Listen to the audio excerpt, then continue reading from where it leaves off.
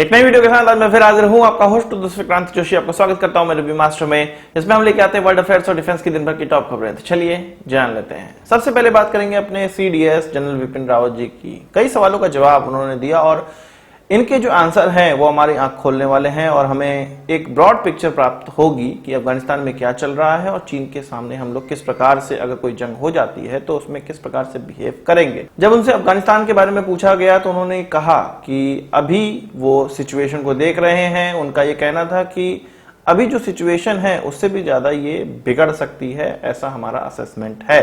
उन्होंने ये कहा कि तालिबान का असेसमेंट नहीं किया गया था कि इतना जल्दी वो अफगानिस्तान पे कैप्चरिंग कर लेगा, और ये भी हमारा असेसमेंट है कि आगे और ज्यादा सिनारियो खराब होने वाले हैं और उनके बाद ही भारत अपना जो काम है वो शुरू करेगा। यानी कि उनके कहने के मुताबिक ये है कि और भी वहां पर ज्यादा अभी लड़ाई चल सकती है। तालिबान के द्वारा जो अफगानिस्तान का टेक ओवर है वो इतना आसान भी नहीं होने वाला है। उन्होंने कहा कि चीन और ज्यादा अग्रेसिव होगा अपनी प्रॉक्सी पाकिस्तान के साथ। मतलब उन्होंने सीधे सीधे पाकिस्तान को चीन का प्रॉक्सी कहा है, और जो कि सत्य भी है और जनरली इसको कोई नहीं कहता है, पर उन्होंने ये चीज कही। उनके द्वारा ये कहा गया कि अफगानिस्तान ही नहीं, कई इस्लामिक कंट्रीज के साथ चीन के रिश्ते सुधरेंगे और वो प्रॉक्सी पाकिस्तान के कारण ही होगा। उनसे जब ये पूछा गया कि भारत के पास जो स्क्वाड्रन कम है एयरफोर्स के, उस पर उनका क्या कहना है, उन्होंने कहा कि जरूरी नहीं है कि भारत को 40 स्क्वाड्रन की ही आवश्यकता पड़े। उनका ये कहना था कि इंडियन एयरफोर्स जितने हमारे पास एयरक्राफ्ट हैं उसमें आसानी से काबिलियत रखती है किसी भी दुश्मन को नेस्तनाबूद करने की। उन्होंने ये भी कहा कि हम ये भूल रहे हैं कि हमारे पास 5 स्क्वाड्रन S-400 के भी आने वाले हैं जिनका इफेक्ट पड़ेगा, और एक रॉकेट फोर्स बनाई जा रही है। इसके अलावा उन्होंने कहा कि हमारे पास medium range surface to air missile आ गई है जो कि अभी कुछ दिनों पहले ही इंडक्ट हुई है। उन्होंने कहा कि हमारे पास इसके अलावा और भी ऐसी कई मिसाइलें हैं जो कि किसी भी टारगेट को नष्ट कर सकती हैं। तो ये जो स्क्वाड्रन की कमी है वो आसानी से पूरी की जा सकती है इन एयर डिफेंस सिस्टम से और हमारी मिसाइलों के द्वारा। उन्होंने कुछ और चीजें बताई, कहा कि अगर भविष्य में जो कोई लड़ाई होगी वो ऐसे नॉर्मल वॉर नहीं होने वाली। सबसे पहले हमारे बैंक और रेलवेज के सिस्टम पे अटैक होगा, साइबर अटैक होगा। इसीलिए तो हमने ऑलरेडी साइबर फोर्सेस बना रखी हैं। इसके अलावा स्पेस फोर्सेस का भी इस्तेमाल होगा, हमने स्पेस फोर्सेस भी बना रखी हैं। पूरी तरह से उन्होंने एक ब्रॉड पिक्चर दिया कि अफगानिस्तान में क्या होने वाला है और हम अपने दुश्मनों को किस प्रकार से मजा चखा सकेंगे। अफगानिस्तान और तालिबान की ही बात चली है तो एक पत्रकार वार्ता में तालिबान के स्पोक पर्सन साइन सोहेल से जब ये पूछा गया कि भारत जो चीन का इन्वेस्टमेंट CPEC के तहत अफगानिस्तान में आने वाला है उस पर खुश नहीं है और कह रहा है कि ये उनकी सिक्योरिटी के लिए और भारत के लिए सही नहीं है, तो इस पर उनका क्या कहना है। उनका ये कहना था कि भारत को इस प्रकार की चीजों से प्रॉब्लम नहीं होनी चाहिए और अगर ये प्रॉब्लम हो रही है तो ये बहुत गलत बात। उनका ये कहना था कि तालिबान अफगानिस्तान की या अपने देश की खुशहाली के लिए जो भी चाहेगा वो करेगा और ऐसे समझौते ही करेगा जिसमें विन विन सिचुएशन हो, अफगानिस्तान का फायदा हो, चाहे किसी भी देश से हो रहा हो, वो उस समझौते में आगे बढ़ेगा। किसी तीसरे देश को अच्छा लगता है, नहीं लगता है, लगना चाहिए, नहीं लगना चाहिए, इन सभी चीजों से कोई उनको इफेक्ट नहीं पड़ता है। तो जिस पत्रकार ने उनसे इस प्रकार का प्रश्न पूछा वो खुद ही बेवकूफी भरा प्रश्न कर रहे हैं। भारत को इससे कोई प्रॉब्लम नहीं है कि अफगानिस्तान में CPEC के तहत चीन पहुंचे या नहीं पहुंचे। जो तालिबान रिजीम है उसमें भारत को किसी भी प्रकार की कोई उम्मीदें नहीं है। अगर हाँ ये कोई सिविलियन गवर्नमेंट उनकी होती, जो पुरानी गवर्नमेंट होती, तब हाँ भारत इस चीज को प्रभावित करने का प्रयास करता, पर तालिबान से कोई भी, हमें और भारत सरकार को कोई भी इस प्रकार के फेवर की उम्मीद नहीं है। भारत तालिबान से केवल ये चाहता है कि उनकी जमीन का, अफगानिस्तान की जमीन का इस्तेमाल भारत पर टेररिज्म फैलाने के लिए ना हो। वहीं अहमद मसूद का नाम तो आप लोगों ने सुना ही होगा, जो कि रेजिस्टेंट फोर्सेस के लीडर हैं और तालिबान के साथ लोहा ले रहे हैं, पंजशीर में लोहा ले ही रहे हैं। कई तस्वीरें भी निकलकर सामने आती है, पहाड़ों में आजकल घूम रहे हैं तालिबान से लड़ाई करते करते। उनको यूरोपियन पार्लियामेंट में इनवाइट किया गया। एक वीडियो निकलकर सामने आई है, उसको देखिए आप। Some 20 years ago, the great Ahmed Shah Massoud visited this house, the European Parliament, and he was warmly welcomed. Now, Commander Massoud led the heroic fight against both the communist occupation and later against the Taliban in search for a better future.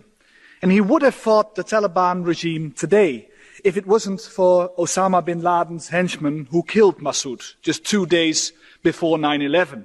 But, dear colleagues, fortunately today, 20 years later, his son, Ahmed Massoud Jr. is leading the resistance against the Taliban regime, fighting for a better future. Now let us again invite Ahmed Shah Massoud to this house. Welcome him like we welcomed him 20 years ago and work together with him on that better future in Afghanistan. Thank you. तो देखा आपने, इसमें साफ साफ कहा गया है, उनके पिताजी का नाम भी लिया गया है, 20 साल पहले उन्होंने क्या किया और अब उनका लड़का क्या कर रहा है, ये सारी चीजों की जानकारी इसमें दी गई। उनको इनवाइट भी किया गया कि वो पार्लियामेंट को संबोधित करे। तो इससे साफ साफ झलकता है कि यूरोपियन देश या यूरोपियन पार्लियामेंट से जुड़े हुए देश अभी फिलहाल में तालिबान को रिकॉग्नाइज नहीं करने वाले हैं।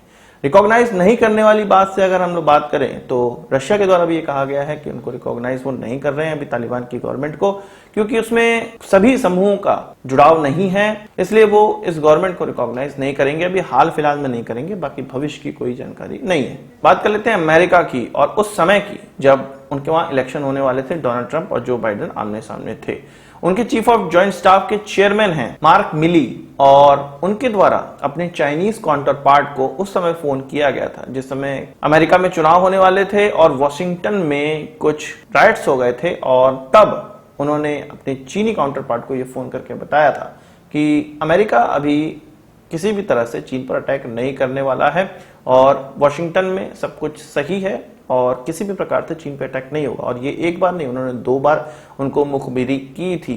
ये चीज एक किताब में निकलकर सामने आया है जिसमें कि कहा गया है कि 200 से भी ज्यादा लोगों का इंटरव्यू लिया गया है और उसी में ये चीजें निकलकर सामने आई है कि चाइनीज काउंटर पार्ट को ये सीधे सीधे बताया गया। चाइनीज काउंटर पार्ट इस चीज के लिए परेशान थे कि अमेरिका चुनाव के समय में या ट्रंप चुनाव के समय में ऐसा कर सकते हैं कि चीन पर अटैक करें ताकि वो चुनाव जीत सकें, पर उस चीज पर पूर्ण विराम लगाते हुए उनके जॉइंट चीफ ऑफ स्टाफ के चेयरमैन ने मुखबिरी की और चीन को आश्वस्त किया कि ऐसा कुछ भी नहीं होने वाला है। साफ साफ दिख रहा है कि उनकी जो मिलिट्री है वो कॉम्प्रोमाइज हो चुकी है, अभी होगी या भूतकाल में भी हो चुकी है। वहीं इस चीज पर ट्रंप का ये कहना है कि उसने तो चीन पर आक्रमण करने की कभी सोची ही नहीं और ये जो चीजें हैं वो सब निकलकर गलत आ रही हैं।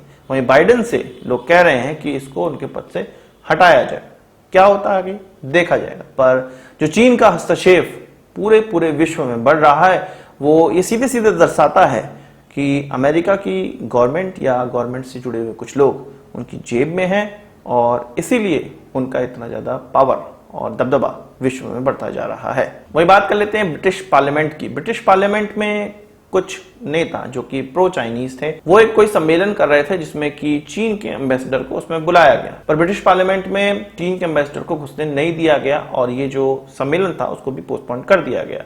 चीन के द्वारा ये कहा गया है कि ये बहुत गलत हुआ है और ब्रिटेन में इस तरह की चीजें नहीं होनी चाहिए, पर वो अपना कृत्य भूल गए। इसी मार्च में उइगर मुस्लिम पे एक सम्मेलन हो रहा था जो कि चाइना में हो रहा था और इसमें ब्रिटिश पार्लियामेंट के जो सांसद हैं उनको घुसने नहीं दिया गया और उनको मीटिंग अटेंड नहीं करने दी गई थी और उनको बैन किया गया था। उसी का बदला लेते हुए इनमें से कुछ सांसदों ने इसके खिलाफ आवाज उठाई थी और ये जो सम्मेलन होने वाला था ब्रिटिश पार्लियामेंट में उसमें चीनी राजदूत को घुसने की अनुमति नहीं दी गई। बिल्कुल सही किया गया है। इस प्रकार की चीज भारत में मुझे तो लगता है कि नहीं हो सकती है, पर मैं बिल्कुल पक्ष में हूं, जैसे को तैसा। आज के इस वीडियो के लिए बस इतना ही। आशा करता हूं वीडियो पसंद आया होगा, आपको एक बड़ा तुमसे जरूर देंगे। इस वीडियो से मुझे सवाल सुझाव कमेंट बॉक्स में जरूर लाइएगा और यदि आपने हमारा चैनल सब्सक्राइब नहीं किया है उसे भी कर लीजिए क्योंकि हम इस प्रकार की वीडियो लाते रहते हैं। नमस्कार, थैंक यू, जय हिंद।